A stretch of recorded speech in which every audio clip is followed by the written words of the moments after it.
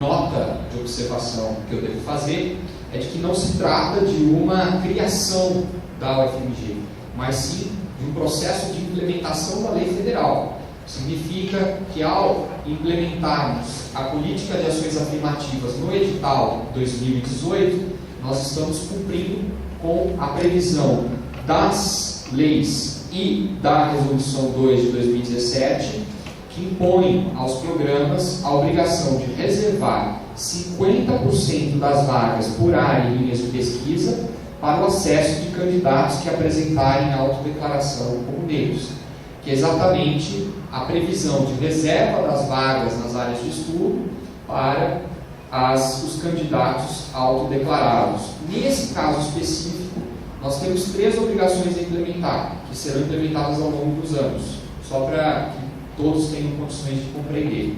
A vaga para deficientes, a vaga para candidatos negros declarados e a vagas para indígenas, que são as 3 categorias com as quais o legislador e as agências, no caso a CAPES e a universidade, consideraram trabalhar como sendo as categorias ou grupos, de certo modo, eu diria, compreendidos, amparados pela reserva de vagas. Então, a questão toda que se trava é que nesse processo seletivo nós temos 2 sistemas concorrendo, ou convivendo: o sistema da ampla concorrência e o sistema da reserva de vagas, mas sempre sob um princípio que é fundamental, até para que vocês não saiam pensando que a existência de vagas na reserva vai anular a ampla concorrência, ou que não haverá a mesma avaliação dos 2, ou que não haveria possibilidade de não preenchida a vaga na ampla concorrência, que ela vá para a reserva e vice-versa, da reserva para a ampla concorrência.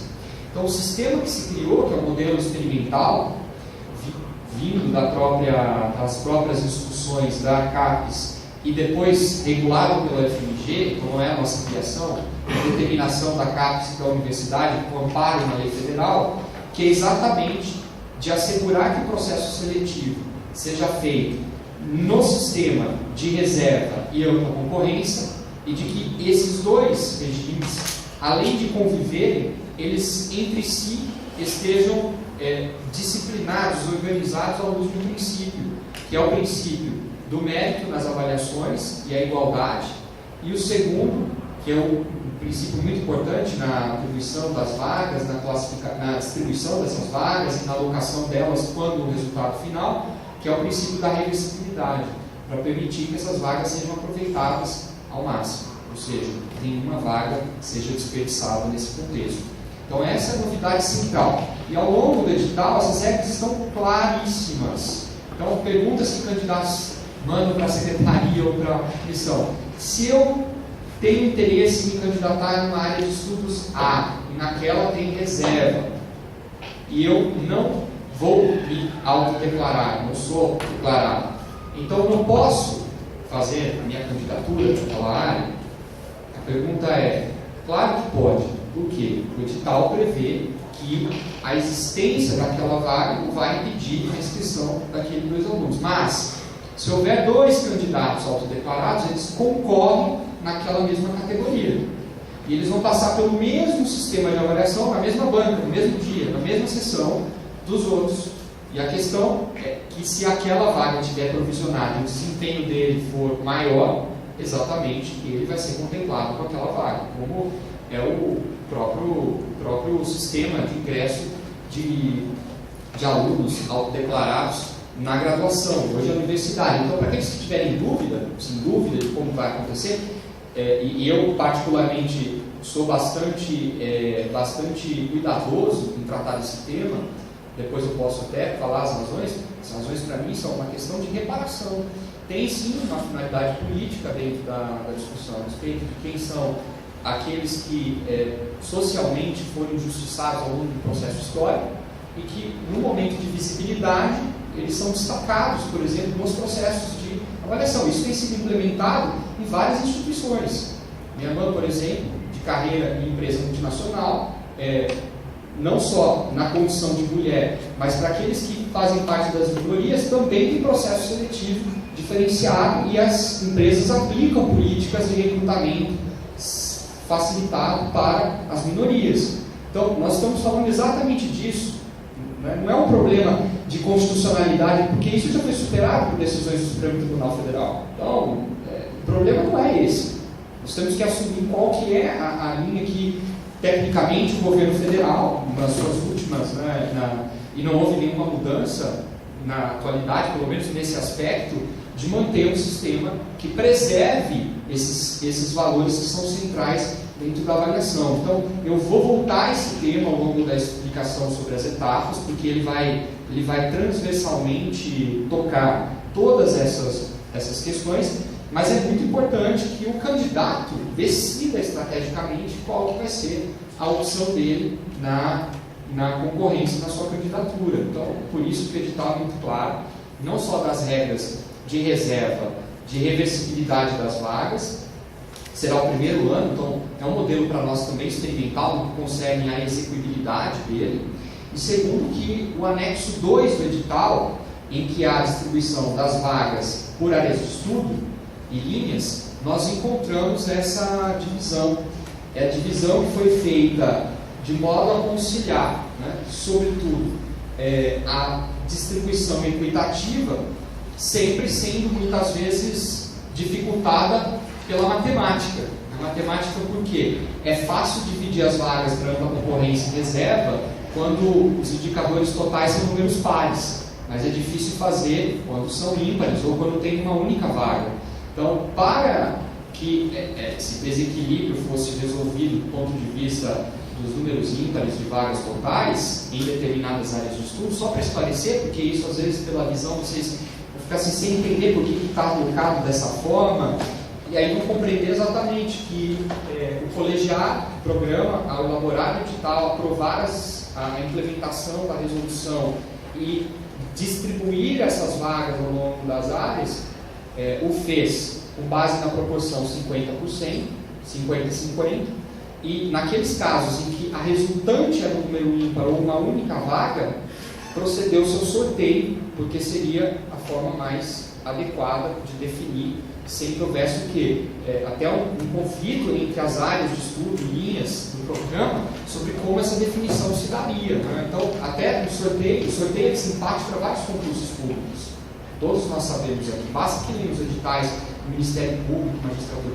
Então, eu acho até bastante desafiador implementar, tornar execuível um modelo como esse, como a universidade vai fazer. Todos os programas da FMG no processo seletivo 2018 implementarão esse modelo justamente para fazer com que a ação afirmativa como política seja implementada nesse contexto. Então não é invenção, não é criacionismo do programa, não é forma de simplesmente fazer justiça pelas próprias mãos.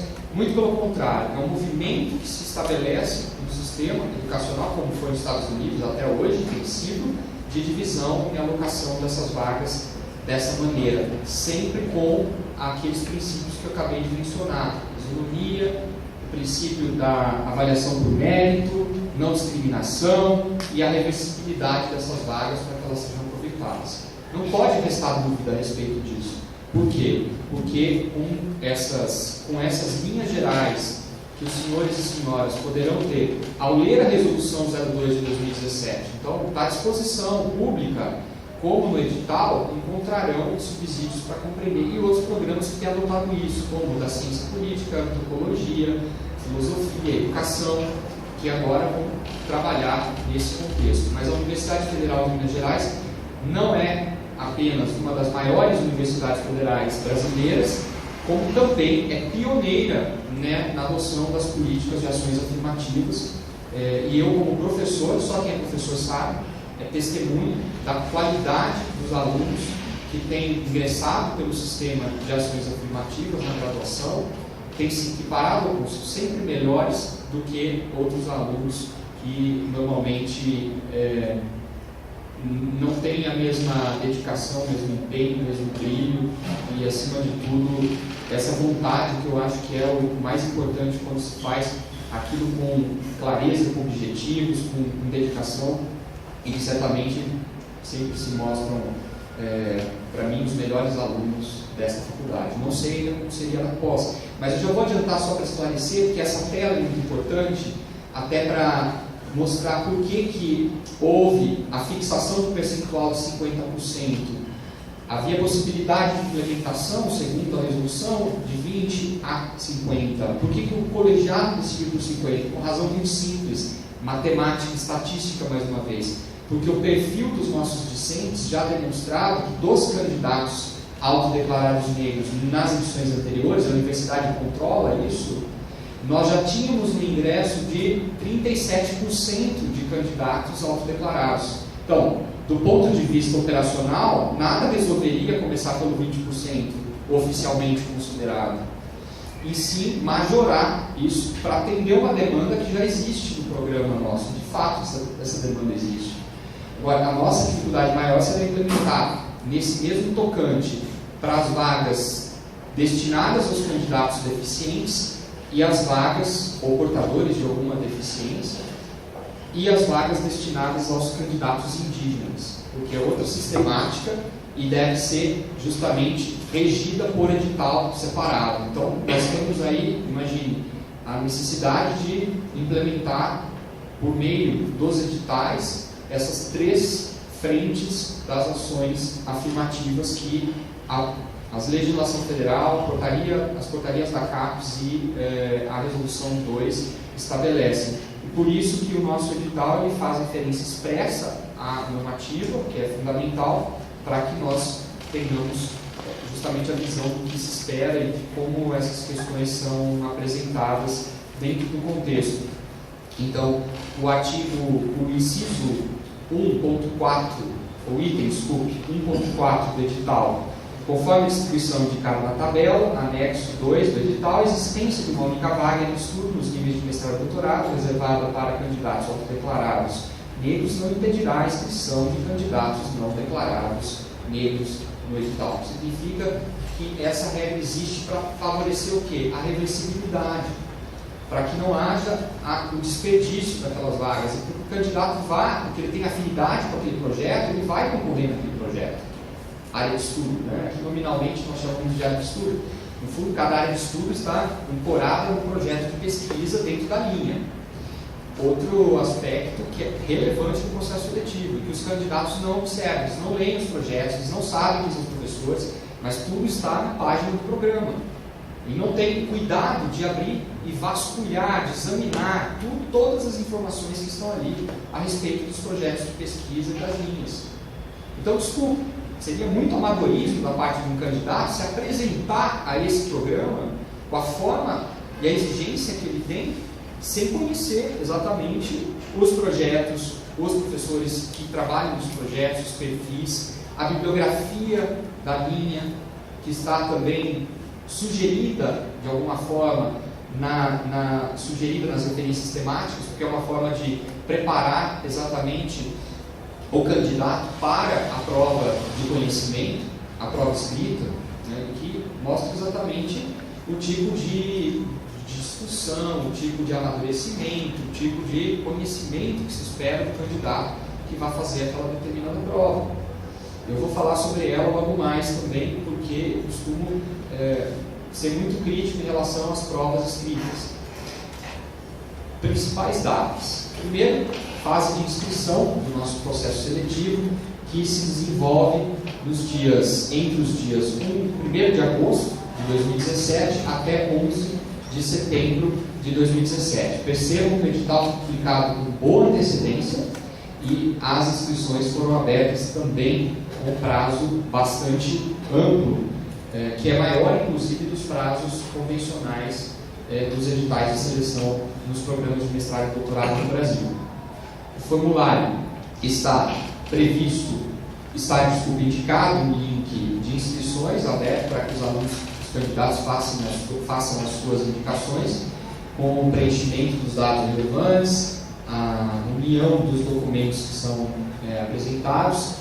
Particularmente, nós temos muita dificuldade para processar internamente esses documentos, porque, veja, nós não somos uma empresa de concurso, nós não somos o Judiciário, o Ministério Público, não terceirizamos essa seleção, nem faríamos, e temos uma imposição por lei dos estatutos, regulamentos da universidade, em especial as normas gerais, que nos impõem esses documentos para inscrição em processo seletivo. Então são muitos. E o ideal seria a simplificação, inclusive, dos trâmites burocráticos, em qualquer hipótese, a desnecessidade de apresentar cópia autenticada, isso não existe. Diminuir, por exemplo, a quantidade de documentos de identificação propriamente considerados, para que isso seja apresentado, caso o aluno seja aprovado, classificado, na matrícula. Mas há determinadas questões que nos impedem de eliminar esses documentos, e por isso a gente tem que ter um cuidado especial em base neles. Então, atentar para essas características que sejam centrais no programa de pós-graduação. Em seguida, o projeto de pesquisa, que é central, sim, para o nosso processo seletivo, porque ele compõe a fase da prova oral, da defesa do projeto, propriamente considerado, e ele tem perfis muito distintos, porque não existe uma fórmula de fazer projeto. Os indicativos que existem no edital estão no regulamento do programa.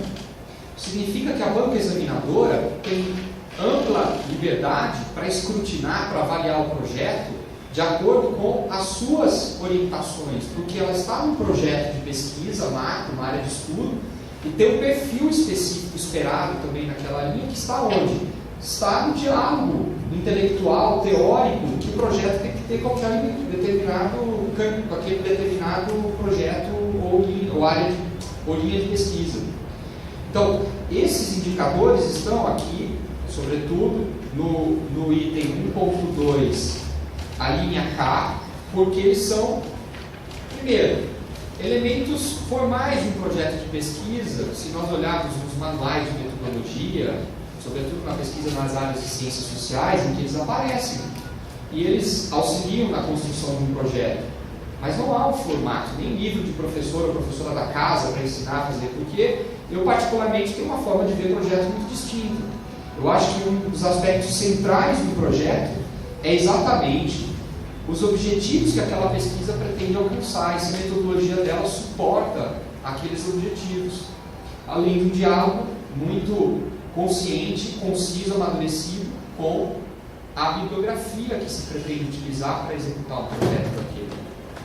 Então, fundamentalmente, esse é um ponto central.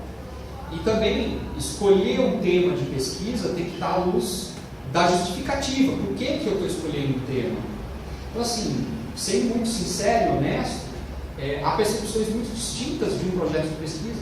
Eu não estou dando recomendação como fazer, mas dizer assim, projeto de pesquisa tem que seguir uma estrutura formal mínima. E essa estrutura formal ela ajuda muito na avaliação, sobretudo para questões de forma de fundo que são essenciais nesse contexto. Por isso, aquele candidato, e sobretudo isso, que se apresenta para o programa e ele tem proficiência em línguas estrangeiras, ele tem que aproveitar a oportunidade das línguas de proficiência para demonstrar, isso é formal, é requisito formal, inclusive isso elimina, demonstrar a sua capacidade de empregar aquela bibliografia em língua estrangeira da sua área de proficiência, ou as áreas de proficiência, no projeto. Se ele não demonstra isso, ele inviabiliza a própria autoavaliação e também o escrutínio pela banca examinadora. A avaliação da banca examinadora. É óbvio, por que se exige língua estrangeira? Para ficar lendo conjuro, âmbito jurídico e os navegantes? Nunca. É para ler os grandes livros, artigos e pesquisas, teses que são formuladas. É para ir citar Wikipedia no projeto de pesquisa? Não, a não ser que seja uma tese desconstruindo as narrativas da Wikipedia, né? E a forma de apropriação de direitos autorais ou não crédito à autoria, que constituiria, por exemplo, práticas ilícitas e antiéticas, como plágio, ou indicação contraditória de autoria, e tantas outras que por aí pululam no ambiente acadêmico, né? Que é um problema sério, no ambiente profissional também. Então, o projeto tem que ser próprio. Tanto é assim que as bancas, de todas que eu participei, colegas daqui, colegas que eu respeito muitíssimo, são desconstruídos quando não elaborados pelo próprio candidato. A gente sabe como o candidato escreveu. Então não adianta pedir para amigo escrever, comprar, porque na prova oral não se sustenta. Não se sustenta. O candidato que se apresenta humildemente, o candidato que se apresenta de forma simples, o candidato que se apresenta simples na textura, com as suas próprias dificuldades de elaboração do projeto, é um candidato que tem as melhores condições. Porque a banca examinadora vai falar, esse projeto tem um potencial de desenvolvimento do programa, do que aquele que ficou com artificialidades, 1000 páginas, e você observa que não tem sequer a mão do candidato, porque muitas vezes aquele candidato sequer sabe citar, não é? E vai com um projeto absolutamente incondizente com a sua capacidade de apresentação. Eu dou uma dica da literatura. Na obra Um Conto do Machado de Assis, A Cartomante, uma sutileza na narrativa mostra exatamente que ele percebia que os belos dentes da cartomante contrastavam com as suas unhas. Significa que aqueles dentes bonitos, muito bem reluzentes, eles eram totalmente contrastados com a própria unha. Exatamente essa a mensagem que se passa em relação à própria qualidade dos projetos. Então, o projeto é apresentado de uma forma, um verniz de profundidade, de construção, margem teórica, mas no fundo não condiz com o que é o candidato ou a candidata. Então, assim, temos que ser muito sensatos nesse tipo de escolha, sobretudo projetos que devem dialogar com as linhas de pesquisa. Então, não adianta um projeto propor a investigação de um tema que seja um tema fechado, meramente batido. Os alunos, os candidatos sequer têm cuidado de verificar no próprio banco de teses e dissertações da UFMG ou da CAPES, no repertório geral, se aquele tema já não tem sido muitas vezes discutido. Para que eu vou destinar recursos para rediscutir um tema que já foi à exaustão analisado em trabalhos de mestrado e doutorado? Então, a inovação do tema, do seu caráter inédito, estão também na forma estratégica como ele é escolhido. Né? Bom, só estou colocando essas questões em discussão e na mesa, porque esse é o candidato que o nosso programa espera. Se quiser escrever do casamento no direito civil, né, ou do cheque sem fundo, ou o que seja, que procure um curso de especialização ou outro que vá acolher esse tipo de projeto. Não é esse projeto que o nosso programa quer. O nosso programa não é um programa de direito administrativo, direito penal, direito... Não, é um programa que dialoga essas áreas dentro de bases interdisciplinares, dentro daquelas matrizes do projeto. Então, eu gostaria de dizer, porque o candidato desavisado, incauto, aquele que não presta atenção, ele justamente vai cair nessas armadilhas de fazer uma monografia de fim de curso estendida para a pós-graduação.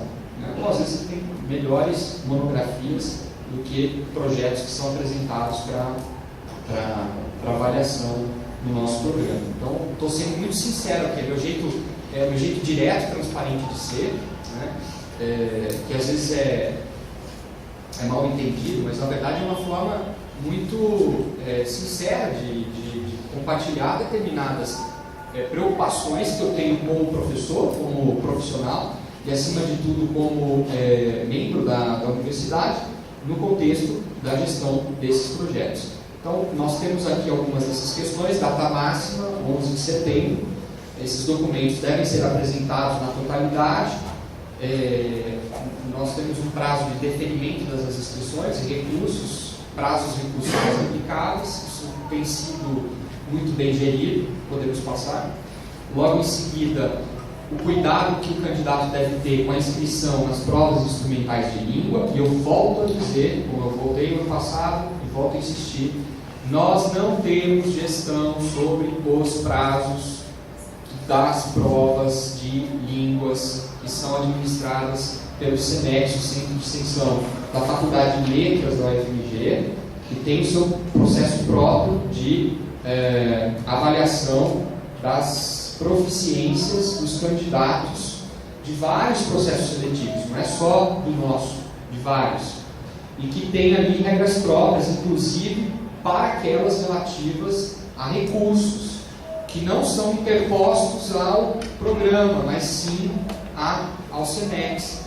Então, observem que nós não temos nenhuma ingerência, nenhuma relação com a prova instrumental. Nós utilizamos a prova instrumental de línguas do SENEX como a referência, além daqueles certificados de proficiência e só aqueles que estão no edital.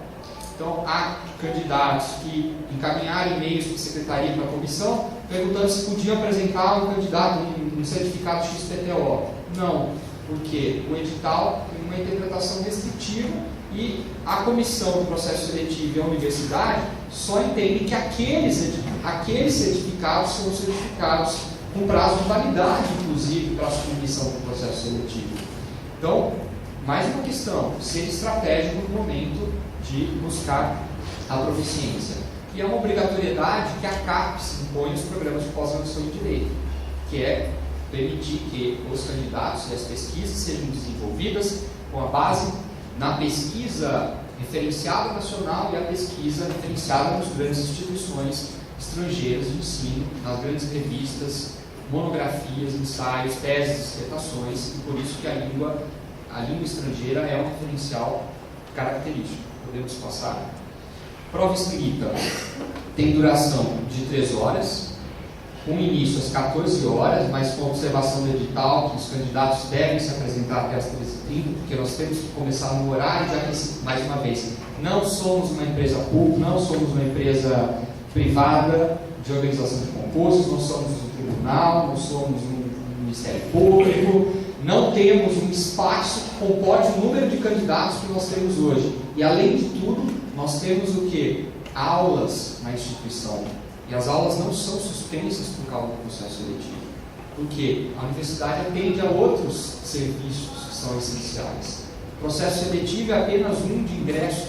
Então, imagine ter que parar um prédio de graduação, suspendendo as aulas, já que os nossos 14 andares não atendem a essa demanda, e passarmos 3 horas de sala. Então, o trabalho que nós temos para preparar o material, para fazer o sorteio dos pontos, para colher as assinaturas dos candidatos não identificados nas provas, né? Porque esse aspecto é muito importante das nossas provas escritas, que é um destaque que tem funcionado nos processos seletivos. E segundo, o aspecto que é central da prova escrita, que é o período que as bancas examinadoras têm justamente para as correções necessárias das provas não identificadas ou desindividualizadas. E esse ponto é central porque ele pede do candidato preparação com base nos pontos e nas referências publicadas no anexo 3, que é parte do edital. As referências temáticas são as referências que são levadas em consideração para o sorteio dos pontos, então, correspondente ao número nominal indicado em cada área de estudos, como vocês já conhecem. Espero que já tenham, pelo menos, tido a oportunidade de olhar a perspectiva, muitos já estejam se preparando para isso. Tem sido assim há vários anos, então não é novidade. E, ao mesmo tempo, que é central, de que essa prova não identificada, não individualizada, e que contra qualquer sinal de identificação, posição nominal do nome, o resultado é a desclassificação do candidato, a eliminação do certame.